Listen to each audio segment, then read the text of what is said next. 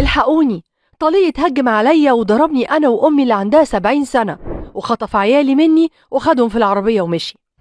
الكلام ده قالته الفنانة أيتن عامر للشرطة وهي منهارة من العياط. قالت إنها قاعدة مع عيالها ووالدتها في فيلتها بالشيخ زايد، لقت طليقها المصور عز العرب بيتهجم عليها وعايز ياخد العيال منها بالعافية، ولما اعترض الطريق وهي والدتها المسنة ضربهم وعمل لهم إصابات. بعد كده خد عياله أيتن ويوسف ودخلهم العربية ومشي، لكن أمن الكومباوند اللي ساكنة فيه أيتن عامر وقف العربية وما رضيوش يخرجوه، وتحفظوا عليه، ووصلت الشرطة للمكان بعد البلاغ اللي عملته أيتن عامر. طب المشكلة فين دلوقتي؟ هل القانون بيمنع إن أب ياخد عياله ويخرج بيهم لأي مكان؟ طبعا مفيش حاجة تمنع. الحاجة الوحيدة بس لو أيتن معاها حكم محكمة بيمنع حدوث الفعل ده. ولما الشرطة سألت أيتن عن حكم قضائي ردت وقالت مفيش حكم محكمة ولا حاجة، أنا وهو متفقين اتفاق ودي قبل ما نتطلق إن العيال هيكونوا معايا وهيسيبهم يعيشوا معايا، لكن معرفش إيه اللي خلاه يعمل اللي عمله ده دلوقتي وتهجم عليا وضربني وضرب أمي الست المسنة.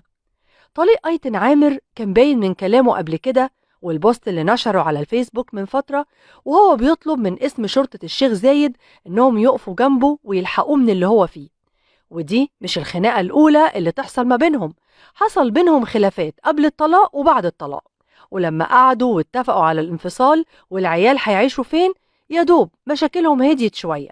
لكن عز العرب رجع في اتفاقه، عياله وحشوه وعايز ياخدهم، ولأن مفيش حكم محكمة لصالح أيتن والكلام كان في قعدة عائلية، فهو من حقه إنه يشوف عياله وياخدهم يقعدوا معاه في الوقت اللي يتفق مع طليقته عليه.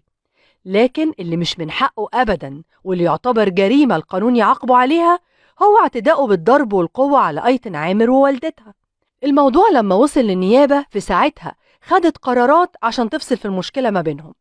أخلت سبيل عز العرب بكفالة 1000 جنيه، وكمان أخلت سبيل أيتن عامر بضمان محل إقامتها. الموضوع اللي خلى ناس تسأل إزاي موضوع صغير زي ده يكبر بينهم، خصوصا إنهم كانوا بيحبوا بعض. في كلام اتقال إن محمد طليقها سمع إنها هتتجوز وإن في حد غريب هيعيش مع أولاده وهيبقوا في حضنه وأبوهم الحقيقي هيتحرم منهم، وده اللي خلى الدم يغلي في عروقه وراح ياخد عياله بالعافية. لكن أيتن ما وضحتش بإن في حد في حياتها ولا لمحت لكده، ومع ذلك هي مش حرمان إنه يشوف عياله، هي عارفة إن الضنا غالي.